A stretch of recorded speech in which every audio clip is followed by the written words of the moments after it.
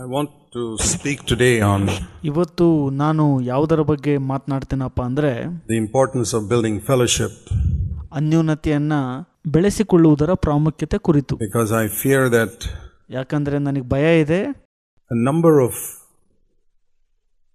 brothers and sisters who are coming here regularly ಅನೇಕ ಸಹೋದರ ಮತ್ತು ಸಹೋದರಿಯರು ಇಲ್ಲಿ ನಿರಂತರವಾಗಿ ಬರ್ತಾ ಇದ್ದಾರೆ. come, I think, only to listen to the messages or sing the songs. ಇಲ್ಲಿ ಕೇವಲ ಸಂದೇಶವನ್ನ ಕೇಳಿಸಿಕೊಳ್ಳಲು ಅಥವಾ ಹಾಡನ್ನ ಹಾಡಲು ಬರುತ್ತಿರಬಹುದು. But if you ask yourself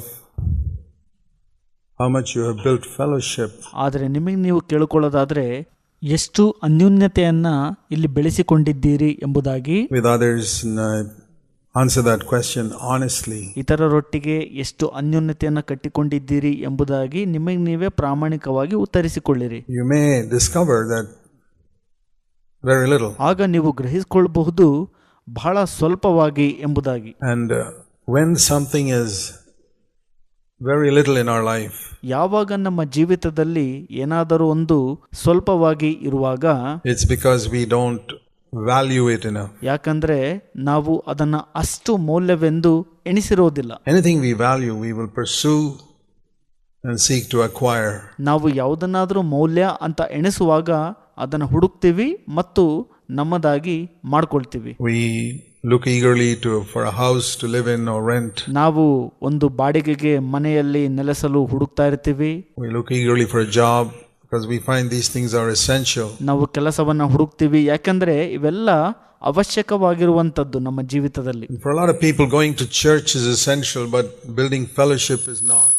ಅನೇಕ ಜನರು ಸಭೆಗೆ ಅವಶ್ಯಕವೆಂದು ಹೋಗ್ತಾರೆ, ಆದರೆ ಅನ್ಯೋನ್ಯತೆ ಎಂಬುವಂಥದ್ದನ್ನ ಬೆಳೆಸಿಕೊಳ್ಳುತ್ತಿರುವುದಿಲ್ಲ. And as long as a person is not building fellowship, ಎಲ್ಲಿಯವರೆಗೂ ಒಬ್ಬ ವ್ಯಕ್ತಿಯು ಅನ್ಯೋನ್ಯತೆಯನ್ನ ಕಟ್ಟುತ್ತಿರುವುದಿಲ್ಲವೋ, we have to say that he has not understood the new covenant that Christ established at all. ನಾವು ಹೇಳಬಹುದು ಕ್ರಿಸ್ತನು ಸ್ಥಾಪಿಸಿರುವಂತ ಹೊಸ ಒಡಂಬಡಿಕೆಯನ್ನ ಇನ್ನೂ ಕೂಡ ಆತನು ಅರ್ಥ ಮಾಡಿಕೊಂಡಿಲ್ಲ ಅಂತ. Because Jesus came not only to forgive our sins, which is what all Christians believe. ಯಾಕಂದ್ರೆ ಯೇಸು ಕ್ರಿಸ್ತರು ಕೇವಲ ನಮ್ಮ ಪಾಪಗಳನ್ನು ಕ್ಷಮಿಸಲು ಮಾತ್ರ ಬಂದಿಲ್ಲ, ಎಲ್ಲಾ ವಿಶ್ವಾಸಿಗಳು ಕೂಡ ಇದೇ ರೀತಿ ನಂಬುತ್ತಾರೆ. And I have a feeling that a lot of people sitting here only know that much. Really, some of you sitting here, probably a number of you, really don't know anything more about Christ than what somebody in the CSI church believes. ನನಗೆ ಅನಿಸುತ್ತದೆ ಇಲ್ಲಿ ಕೂತಿರುವಂತ ಕೆಲವರಿಗೆ ಅಷ್ಟು ಮಾತ್ರ ಗೊತ್ತಿದೆ ಎಂಬುದಾಗಿ. ನಿಮ್ಮಲ್ಲಿ ಕೂತಿರುವಂತ ಅನೇಕರು CSI ಸಭೆಯಲ್ಲಿ ಯಾರಾದರೂ ನಂಬುವುದಕ್ಕಿಂತ ಹೆಚ್ಚಾಗಿ ಕ್ರಿಸ್ತನ ಬಗ್ಗೆ ನಿಮಗೆ ತಿಳಿದಿಲ್ಲ. Even though you sit here, you know Jesus died for your sins, but you may not be knowing victory over sin in your personal life. ನಿಮಗೆ ಇಲ್ಲಿ ಕೂತಿದ್ರು ಕೂಡ ಅಷ್ಟಾಗಿ ಗೊತ್ತಿಲ್ಲ. ನಿಮಗೆ ಗೊತ್ತಿದೆ ಕ್ರಿಸ್ತನು ನಿಮ್ಮ ಪಾಪಗಳಿಗಾಗಿ ಸತ್ತಿದ್ದಾನೆ ಎಂಬುದಾಗಿ, ಆದರೆ ಪಾಪದ ಮೇಲೆ ಜಯದ ಬಗ್ಗೆ ಅಷ್ಟಾಗಿ ನಿಮಗೆ ಗೊತ್ತಿಲ್ಲದಿರಬಹುದು. And fellowship with others pretty close to zero. ಇತರರೊಟ್ಟಿಗಿನ ನಿಮ್ಮ ಅನ್ಯೋನ್ಯತೆ ಏನೂ ಇಲ್ಲದೆ ಇರಬಹುದು, ಒಂದು ರೀತಿ ಶೂನ್ಯ ರೀತಿಯಲ್ಲಿ. Fellowship is different from friendship. Friendship people in the world have. So if you hang around a lot of time with some of your friends here, this is no different from people hanging around with friends in the world. ಅನ್ಯೋನ್ಯತೆಯು ಸ್ನೇಹಕ್ಕಿಂತ ವ್ಯತ್ಯಾಸವಾಗಿದೆ. ಸ್ನೇಹವನ್ನ ಲೋಕದಲ್ಲಿರುವಂತ ಜನರು ಕೂಡ ಹೊಂದ್ಕೊಂಡಿರ್ತಾರೆ. ನೀವು ಇಲ್ಲಿ ಸಭೆಯಲ್ಲಿ ನಿಮಗೆ ಹತ್ತಿರವಾಗಿರುವಂತವರೊಟ್ಟಿಗೆ ಆರಾಮಾಗಿ ಓಡಾಡ್ಕೊಂಡಿದ್ರೆ ಲೋಕದಲ್ಲೇನೂ ಕೂಡ ಹಾಗೆ ಇರುತ್ತೆ. We need to distinguish between friendship and fellowship. ನಾವು ಸ್ನೇಹವನ್ನ ಮತ್ತು ಅನ್ಯೋನ್ಯತೆಯನ್ನ ಪ್ರತ್ಯೇಕಿಸಬೇಕು, ಅಂದ್ರೆ ವಿಭಜಿಸಬೇಕು. There's a lot of difference. Friendship is a good thing. It's an earthly thing. ಸ್ನೇಹವು ಇಹಲೋಕದ ಸಂಗತಿಯಾಗಿದೆ ಮತ್ತು ಒಳ್ಳೆ ಸಂಗತಿ ಕೂಡ ಆಗಿದೆ. You don't need the Holy Spirit for that. You don't need to be spiritually minded to have friendship. You can be an atheist and have good friends. ನಿಮಗೆ ಪವಿತ್ರಾತ್ಮನ ಅವಶ್ಯಕತೆ ಇಲ್ಲ ಇದಕ್ಕಾಗಿ, ಮತ್ತು ಆತ್ಮಿಕ ಮನಸ್ಥಿತಿಯನ್ನು ಹೊಂದಿಕೊಳ್ಳೋ ಕೂಡ ಅವಶ್ಯಕತೆ ಇಲ್ಲ.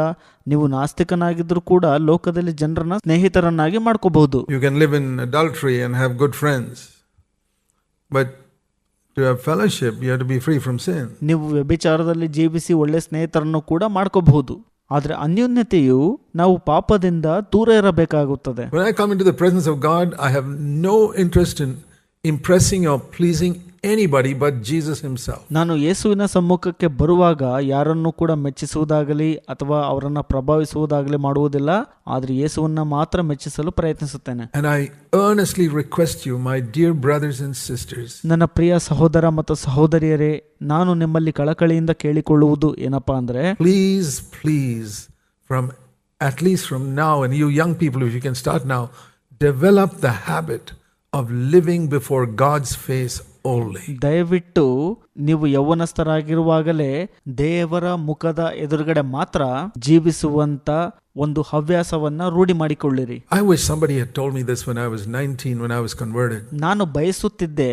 ನಾನು 19ನೇ ವಯಸ್ಸಿನವನಾಗಿದ್ದಾಗ ಮತ್ತು ಪರಿವರ್ತನೆ ಹೊಂದಿದಾಗ ಯಾರಾದರೂ ಹೇಳಿದರೆ ಚೆನ್ನಾಗಿತ್ತು. I could have come there much sooner.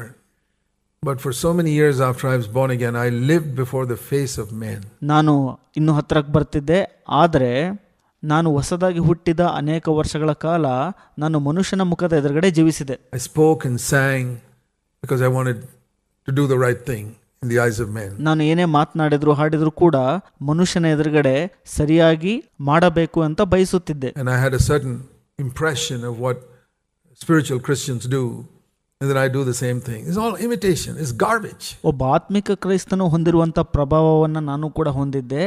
ಅವೆಲ್ಲ ಒಂದು ಅನುಕರಣೆಯಾಗಿತ್ತು ಮತ್ತು ಕಸದ ಬುಟ್ಟಿಗೆ ಸಮನಾದಂಥದ್ದಾಗಿತ್ತು. You know that God does not want us to act. The word act in Greek is hypocrite, actor. ನಾವು ನಟನೆಯನ್ನ ಮಾಡಬಾರದು ಎಂಬುದಾಗಿ ದೇವರು ಬಯಸುತ್ತಾರೆ ಅಂತ ನಿಮಗೆ ಗೊತ್ತಿದೆನಾ? ನಟನೆ ಅಂದ್ರೆ ಗ್ರೀಕ್ ಭಾಷೆಯಲ್ಲಿ ಕಪಟಿತನ ಎಂಬುದಾಗಿ. And that's hypocrisy. And that's the one thing Jesus warned people about. Beware of acting. ಯೇಸು ಸ್ವಾಮಿ ಆ ಒಂದು ಸಂಗತಿಯಲ್ಲಿ ಎಚ್ಚರಿಕೆಯಾಗಿರ್ರಿ ಎಂಬುದಾಗಿ ಹೇಳಿದ್ರು. ಅಂದ್ರೆ ಕಪಟಿತನ, ನಟನೆಯ ವಿಷಯದಲ್ಲಿ ಎಚ್ಚರಿಕೆಯಾಗಿರ್ರಿ ಎಂಬುದಾಗಿ ಹೇಳಿದ್ರು.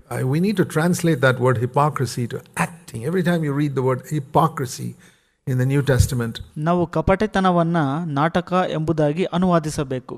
ನೀವು ಹೊಸ ಒಡಂಬಡಿಕೆಯಲ್ಲಿ ಪ್ರತಿ ಬಾರಿ ಕಪಟಿತನ ಎಂಬುದಾಗಿ ಓದುವಾಗ read it like this: beware of acting.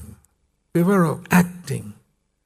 And I tell you, there's a lot of acting among Christians. ಈ ರೀತಿಯಾಗಿ ಓದ್ರಿ, ನೀವು ನಟನೆಯಲ್ಲಿ ಎಚ್ಚರಿಕೆಯಾಗಿರ್ರಿ, ನಾಟಕ ಆಡುವುದರಲ್ಲಿ ಎಚ್ಚರಿಕೆಯಾಗಿರ್ರಿ ಎಂಬುದಾಗಿ.